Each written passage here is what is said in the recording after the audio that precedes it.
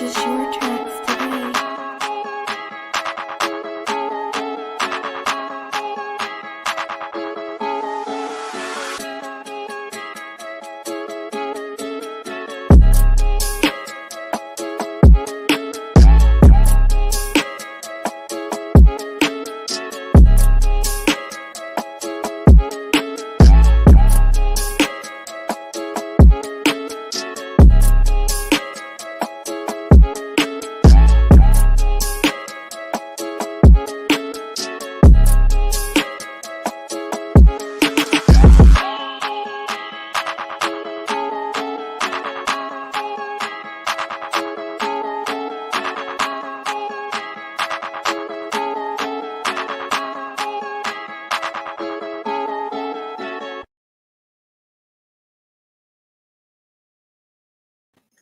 Welcome back to your favorite competitive betting show. I am your host, Josh Elliott. It's a new week, so that means we got new participants. A big matchup, two of the very more prominent sports handicappers on Twitter. So strap in. It's going to be a good one. Let's see who's entering in the sports betting arena. In the red corner, he's the New York man himself, looking to give you some fire picks tomorrow on the mound and the ice surface.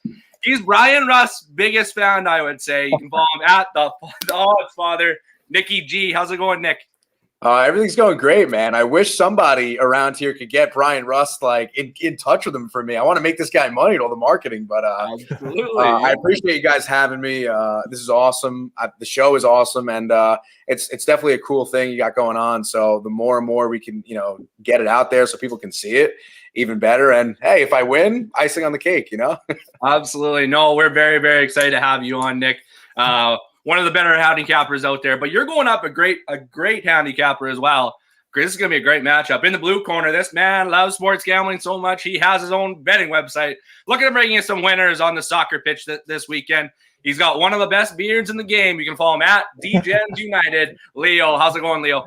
What's up, buddy? How we doing? How we feeling doing today? Good. I'm doing excellent. The energy? Yeah, nice day in Canada. Get ready to go. Come on, man. It was actually very cold in Canada today, so not one of the greater days, but that's all right. Anyway, today's format, fellas, we're going 3 picks, 5 units across those 3 picks. Most profits wins. They can make a pick for a spread, money line pick, prop pick, total pick for any sport, anything that they think will make you money. There are no rules except for one. There are no rules, gentlemen. Now, quick before we get going, disclaimer, we are making these picks for Friday, Saturday, Sunday, and sometimes Monday. Games picked today could have a potential value change or line change tomorrow. For example, Bucks are favored by 5 today. Tomorrow it could be 6, and so on. So make these picks now. Bet with us now. Grab a drink, grab a friend, grab your grandma. I do not care. Let's make some money and have some fun. Now, quick before we get going, I just want to say there was a possible side bet going on here. Leo, do you want to touch on that a bit? Hey, man, I'm ready to go. I'm confident in my picks. All my picks on Better Than Vegas. Nicky G, I would love to have you on BTV, man. So, I mean, you got to tell me, what are you in the mood for? What's going to tickle your twine, dude? Well, I was going to say, I mean, most importantly, I want to win this bet, right? But secondly, if the wager, the friendly wager is coming on to Better Than Vegas, then it's kind of like a win-win situation, right? So hey, man, whatever your heart desires, you name it, I'll match it. Whatever you want. Cool. All right. So I guess we could figure that out. Yeah, I mean, we don't have to establish that right now. I would love to pitch in here, but I mean, hey, I got to keep costs down low right now. But I love that you guys are going into it. I love that you guys are getting competitive. I love it. Let's get right into picks. We can figure out outside bets later. Let's get right into the picks. All right, Nicky G, what do you got for your first pick?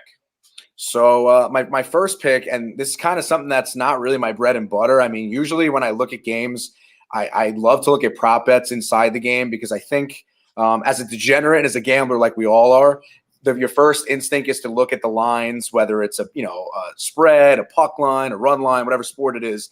But I think when you look at prop bets, I think there's less movement. I think the money on that doesn't move it as much. But a period prop is the first thing that I'm going to go to. And tomorrow's hockey game, I really like the first period under 1.5. I think that if you look at Montreal's games so far, this postseason. I think other than one game where they played when they played the Jets, they've all been pretty low scoring games where it's been around 5 goals or so, some less. And I think that being that, Vegas isn't going to be the home team for this one, I think that, the crowd factor and them coming in and scoring a few, might not happen as easily. If you look at last game, Montreal took a 2-0 first period lead. I think that, now that they got that win, in their system, I think that they kind of defensively, they don't take their foot off the gas, but I think that, shooting the puck wise, they maybe take their foot off the gas a little bit. Guys like Max Pacioretty haven't, hit their stride as you would think they would. So I think that you might see a 1-0 type of period or even a scoreless period in that one. Absolutely. And definitely you could, there's going to be a big energy change for Vegas. They're going from playing full crowds, right? Now they're going to Montreal where I think they're letting in 3,500 people. Exactly. So it's going to be a big energy difference than at the T-Mobile Arena. 100%. I like the under, especially when you got Flower on the one end and then you got Carey Price on the other. I mean, anything on his head all postseason. So exactly, right. Probably the 2 best goaltenders in the league. Well, so far in the playoffs right now, I would say. So yeah, the under at 1.5. This has a full feeling of just a 1 goal, like you said, 1 goal or even a scoreless first period. I do like that pick. Absolutely. All right, let's go over to Leo for his first pick. What do you got for me, Leo? First pick, we're going tomorrow. We're going consistently through the Euros. Tomorrow, I'm going with the Czech Republic plus half a goal, -120. Make sure you guys shop for the best line because I saw this line from -140 to -120. I found the -120 in Nitrogen Sports, but I love the Czech Republic in this matchup against Croatia. Croatia is definitely the most overvalued team in the entire Euros just because of what they're able to do in the last World Cup. People are seeing the same names in the starting lineup, not realizing that this team is now 3 or 4 years older. Sorry, 3 years older. In this Czech Republic team, while they don't have these home names, they're very, very talented. And I don't know, did you guys see the goal that Stick scored the other day from midfield? No, I didn't. Oh, wasn't that the 40-footer or whatever? It was about 50 yards. Unbelievable. Yeah. Incredible. Wow. This kid is dripping with talent. This Croatian back line, I mean, you got Vida, who was slow to begin with. I think that Stick's going to have his way with him. You have a 24-year-old from Marseille that's a backup at Marseille with him there. The goalie's not very good. This kid Vasilic is very good for the Czech Republic. They have other players that can create a little bit too. I do not see the Czech Republic losing this game. They'll be perfectly content with the draw. And quite frankly, I think Croatia will be too because Croatia's got to play Scotland in that last one. They got to like their chances. So I really like plus half a goal here. Yeah, and plus half a goal, like you said, even if you get a draw, you're still winning your bet. Now, question for you. I'm a fair weather soccer fan. I don't know a ton. I'm still learning. But wasn't Croatia very dominant within the Euros for a very, very long time? Like, what happened to them now? Croatia, they have the golden generation right now. You have a guy like Luka Modric. You have Mateo Kovacic. You have Brozovic. They have a very talented midfield. But the main guy there was Luka Modric. And now Luka Modric is older. He can't play as many minutes. You're playing 3 games in the span of like 8-9 days. That's going to wear on your legs. These are high-intensity games. The crowds are just starting to get back. So if you guys are UFC guys, you'll see that guys are coming out in the first round. They're swinging. They're fired up because they hear the crowd. And then that second round, they're kind of tired. They're not really feeling it. Similar concept in soccer right now because these guys have been playing in front of empty stadiums for over a year now. And I think it's going to affect the older players a lot more. And again, you have a Croatian team that people are looking at the names and the public is overvaluing them immensely right now. So I love the Czech Republic in this spot. Yeah, that comment about, full stadiums there today, Denmark. Wow. Obviously there was the whole Christian thing, but full stadium, and it was awesome to see. It was very electric for a guy that doesn't watch a ton of soccer. It was great to see. And it gave me chills a bit because, we haven't seen full stadiums very much, and I'm very, very excited that we're getting back to that. So especially out there. What's that? I was going to say, especially out there, it's different than moving your way into crowds and, in the U.S., like around here. So, yeah. Absolutely. For sure. Yeah. All right. Let's go over to Nicky for his second pick. What do you got for me, Nick? So I just want to echo that on the shopping for lines because that's probably the biggest thing I see. Like when I have people who, tail my picks, sometimes they'll see my line, like, where are you getting that from? And I'll literally look at 7 different books to find that best line, because chances for are, sure. you know what I mean, if you're in a state or an area where you can use a bunch of different books, I mean, it's a great point because you know, a site like BetMGM, you know, they do like first 5 totals, and you know, you could pay a little more juice or a little less juice for every different total, and it makes a difference. The difference between a push at 4 and then getting a first 5 under 4.5 and getting a win there, you know, things like that make a big difference. So I definitely, you know, took that into consideration as well. Yeah. My second pick, I went with the Brewers tomorrow. They'll be playing Colorado, and I went with that first 5 run line. So, you know, minus a half a run. You know what I mean? They have a good starting pitching advantage. You know what I mean? Burns has been really good this year, and 63 innings pitched so far. He has a 2.27 ERA, and most importantly for me, what I like to look at in starting pitching matchups is the WHIP. And you know, his WHIP, so walks and hits per inning, is at a 0.85.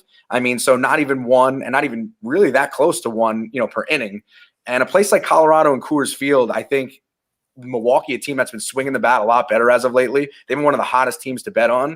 Mm-hmm. Being in a stadium like that where the ball flies, unfortunately, in this situation, doesn't help out the home team, right? You know what I mean? So especially when they have a pitcher on the mound who's on the opposite side of things. So Senzatella, he's got about an ERA of a 5, and his WHIP is almost 1.5.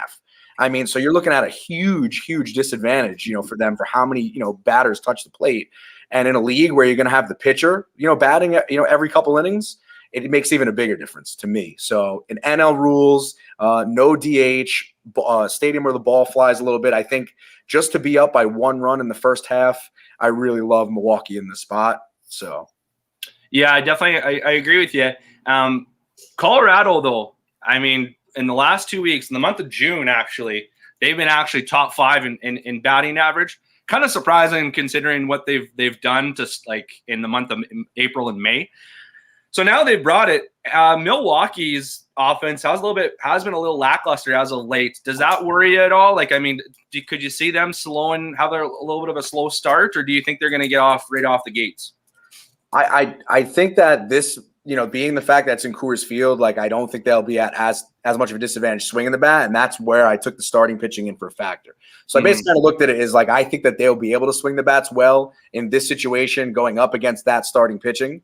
And, you know, when they have a guy with a 2.27 ERA on the mound and 63 innings pitched, you know, too. So you got to look at that. I think, you know, it's not like he's played a few games, or, you know, they have one of these opener situations where you see a guy like the way the Dodgers use Urias, or, you know, those guys, you know, where they have, you'd be like, oh, he's got a 3 ERA. He's only have 18 innings pitched because he's coming in pitching 1 or 2 innings a game.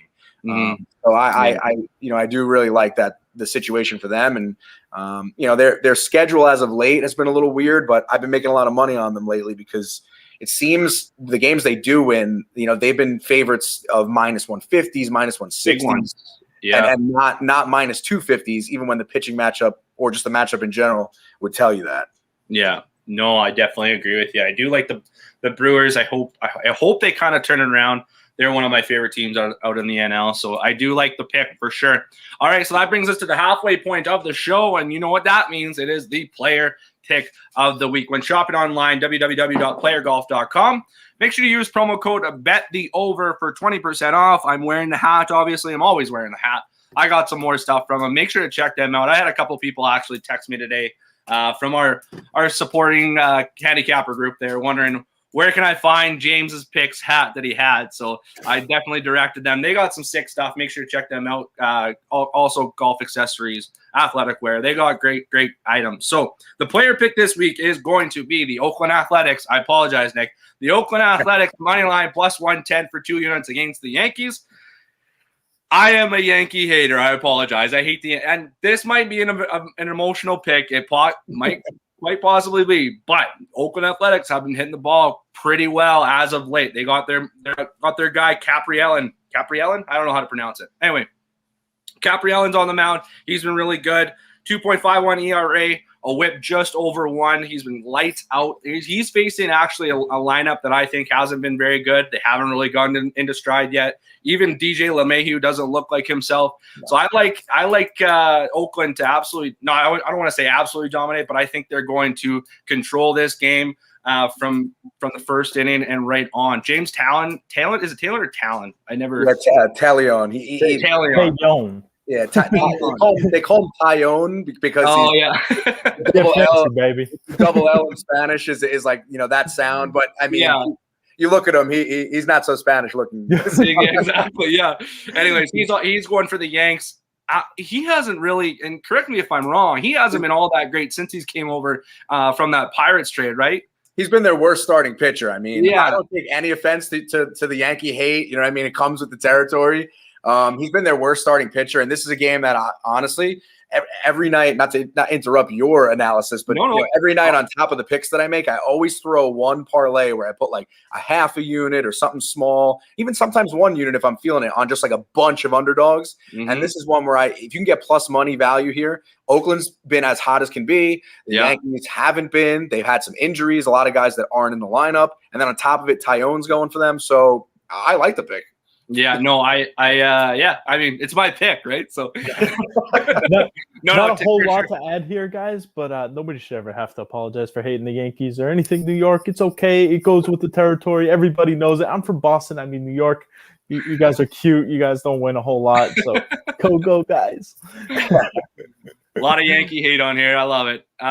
Let's go right to the Leo's second pick. What do you got for me, Leo? Second pick here. This one's Saturday. I stretched out. I gave you guys one pick Friday, one pick Saturday, one pick Sunday. This way you guys are tickled all weekend, all right? We don't need to overload on one day. This is one of my favorite plays, though. Portugal against Germany. Germany is nothing more than a name right now in the Euros. This team is not all that good. They have Jurgen Klinsmann on the coverage. This guy's talking about semis. What in the world are you talking about? Your team sucks, dude. This is the worst. Has the advantage goal for Germany. He's old now. He doesn't really have it anymore. And you look at that back line. They're playing a back three with two extremely slow center backs in Ginter and Hummels. And you just look at this Portuguese forward group that is going to go forward in charge, and they have pace and they have skill. I mean, everybody knows about Cristiano Ronaldo. He's one of the best players of all time. A lot of people don't really know about Diogo Jota. This dude is fantastic at making runs. He's unbelievable at timing runs, and there's so many players that can find him. I mean, you look at a guy like João Felix that may start. You look at a guy like Bruno Fernandes that might actually come in. And then you have Bernardo Silva on the side as well with Cristiano Ronaldo. This team is absolutely stacked. But then in the defensive midfield, you have guys like Danilo and Carvalho that are going to muscle up the Germans who don't have a lot going forward, with Serge Gnabry and Thomas Müller, who's like 105 now. And then you got Kai Havertz, who isn't very good. And I absolutely love this matchup. Even the back line, you have Ruben Dias, who's one of the best center backs in the world. You have Pepe, who's still a pest. And then you have guys on the left back like Rafa Guerreiro and Nelson Semedo that can get forward and defend. Portugal at plus 220. This is the best value bet I could find all week. I absolutely love it. I was just gonna say, from a betting standpoint, like I said, I don't know a ton about soccer. I don't know much about either team other than Cristiano Ronaldo is on Portugal. But from a value standpoint, this is a ridiculous mismatch in value, I find. Germany was coming off a loss to France, which I mean, like I said, I don't know if they should have won that game at all. But I mean, Portugal won 3-0, absolutely took it to Hungary. Yeah, like the value 220. How could you go wrong? I mean, splash even just a half a unit on it if you like, and you're winning some profit, right? It's one of those games where I plan on double dipping a little bit too. You know, I'm going to take Portugal on the money line at plus 220. You can find a pick right now at plus money as well. That is absolutely mind blowing. Like I said, people look at it, and you know, you get everybody that likes to come out for the Euro and the World Cup, and these $5 average Joes, they're coming out and they're betting Germany because they're like, oh, this is Germany. They have to be good. And to their credit, yeah, they're perfectly average. This is not the same German team that people know, though. This Portuguese team is miles above these guys, especially talent-wise. I mean, Portugal literally sat the best young talent in the world, the kid that is deemed the next Cristiano Ronaldo, on the bench last game. That's how good this team is. Wow. He's 19 years old. He's playing for the team that won La Liga. He was the star player. The team that outlasted Barcelona and Real Madrid and João Felix. Like, this kid is unbelievable, and he's on their bench. That's how good this team is. They're just not stacked, right? Yeah. Well, question for you, just quick before we move on. Would you recommend? I know your official play is Portugal money line at plus 220. Would you would you advocate for anybody taking a -1.5 goal line? Not on Like, this do you one. think it's going to be a 1-goal game? This is one where, you know what? Don't get greedy for the sakes of the contest, because I'm a competitive bastard too. Like, I don't want to leave anything to be a push, but I like the +220. +220 is great value. But honestly, if you want to get like really frisky and you're up a few bucks this week and you want to take all your winnings and throw it on Portugal plus a pick, Portugal is not losing this game. There's no chance that Portugal loses this game. I don't give a damn what the bookies say. I would roll Portugal at a pick. And you know what? Even the money line. I mean, just take Portugal. Don't get fancy with it. That's one of my number one rules of sports betting. Don't get fancy. Don't overthink it. If you see someone with value, take it and be happy with a win. I love the advice. That's definitely some advice that a lot of handicappers out there should take, I think. That brings us to the last round here. What do you got for your last pick, Nikki? So much to the dismay here that I'm making this pick, I'm actually going to go with the Red Sox money line. But here's the difference. I'm going to say I'm not going to be such a Boston hater, because growing up, I remember when the Red Sox fans were waiting almost 100 years to see a World Series. I remember growing up until Tom Brady came along, the Patriots had no rings. They were the laughing stock of the NFL. So I'm not going to get into my Boston hate, even though that was kind of subtle hate. But all jokes aside, you know what? And for those actually, hang on. For those people who say, "Oh, when's the last time the Yankees won?" I'm 30 years old. I watched 5 Yankees championships. I seen them make 7 appearances. And so the 27 rings thing, you weren't alive for those. I was still alive for 5 and 7 appearances, so I'll take it. But what I will say is I do like Boston this year. Their team, all jokes aside, who is playing, I looked at their lineup before the season started, and I said, this lineup actually isn't bad. If their pitching can come along, which I thought was a big question mark, this team could actually be pretty good. And, right on cue, Pivetta, the last couple outings he had were not as good as he was the way he started this season. Obviously started this season, I think it was 5-0 with an ERA in the low 2s. Since that time, it's ballooned a little bit, but I still like it in this matchup.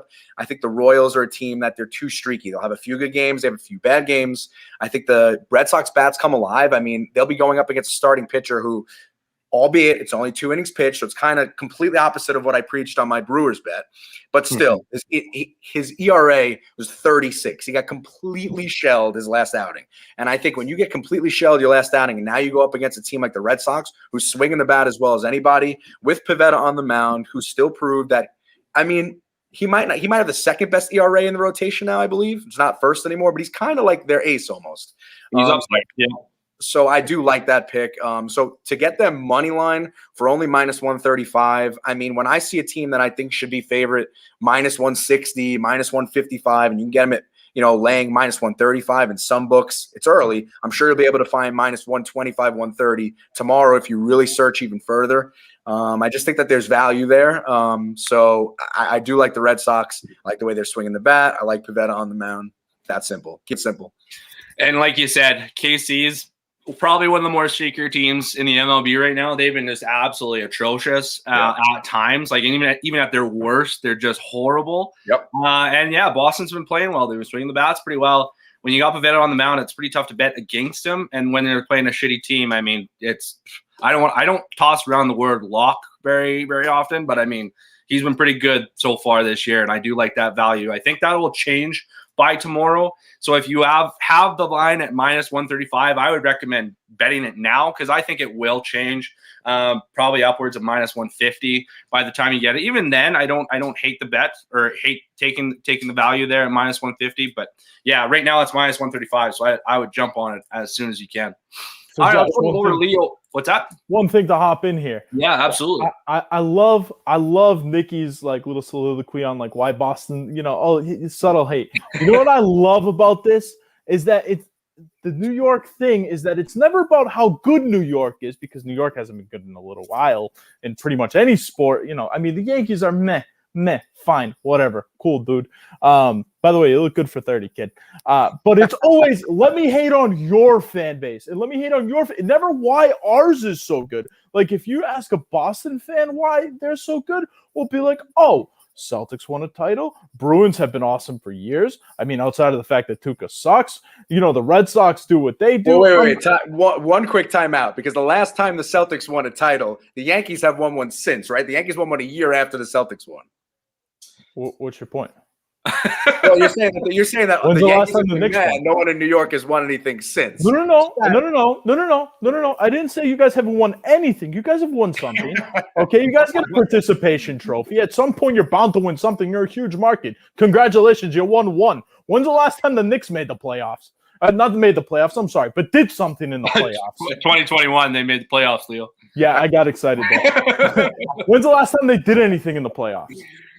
When's the last time you had any real hope to win a title? I am not denying any of that. But what I'm saying is we've seen a few giant Super Bowls against your Patriots. So, we've seen that. We've seen the Yankees World Series. But either way, I agree. Has New York as a city over the last decade underperformed? Yeah, we should have more than maybe 3 or 4 collective titles between all of our teams. Agreed.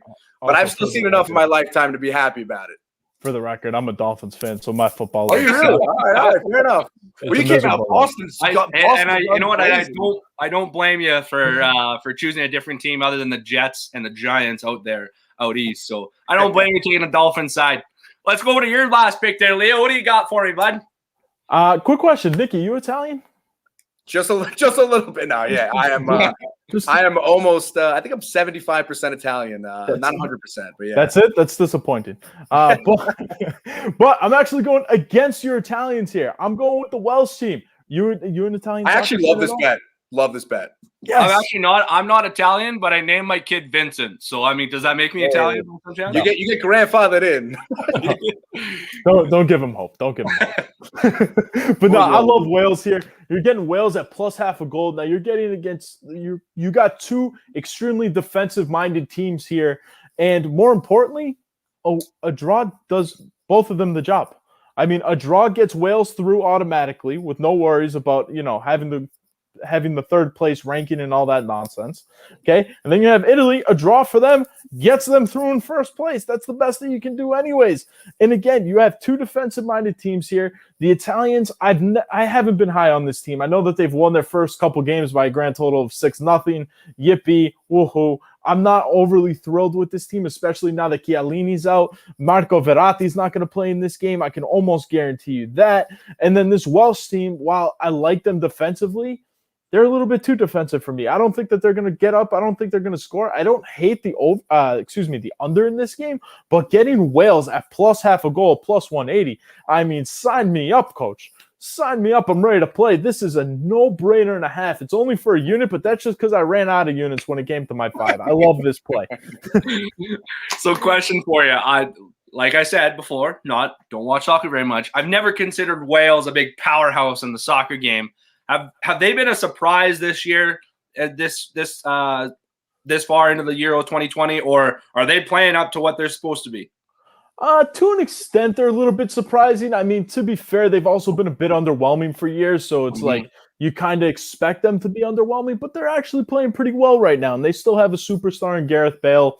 Aaron Ramsey's very good. Danny James definitely plays his role quite well. And then defensively, I mean, it's just the team mindset where they're so compact. They play really well together.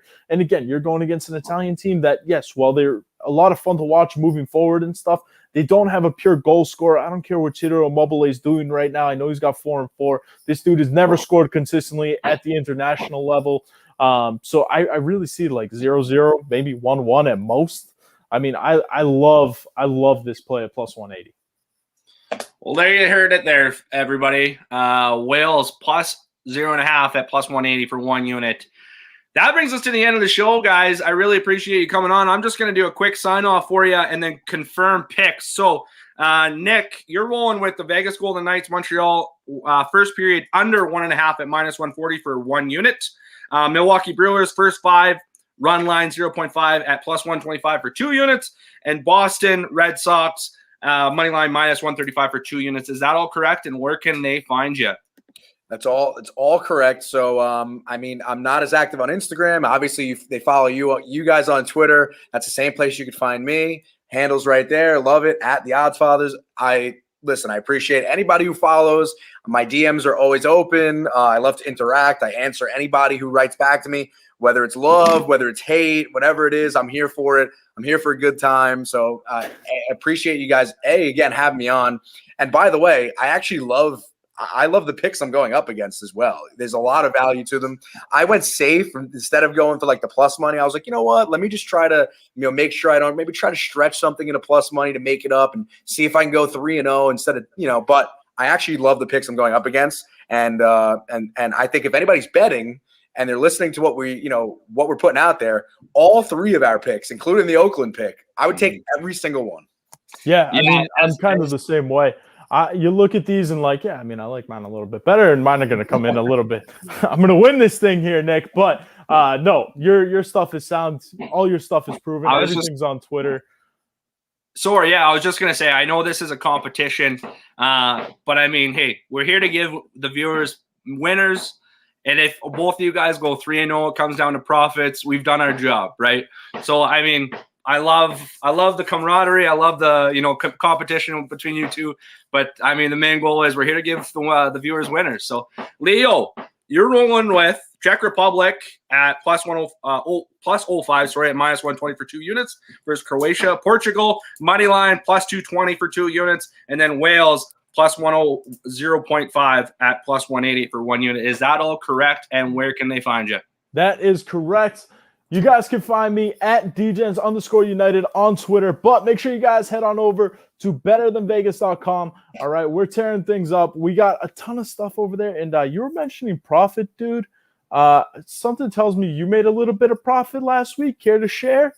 Care to vouch for BTV? I participated in the Better Than Vegas showdown, and I profited 16 units. That got me the first place winner of $500. So yeah, whatever. Yeah, and you're up about 12 this week. I'm up 12 this week. Yeah, so I'm still in first place with a 6-point unit or 6-unit lead. It is what it is.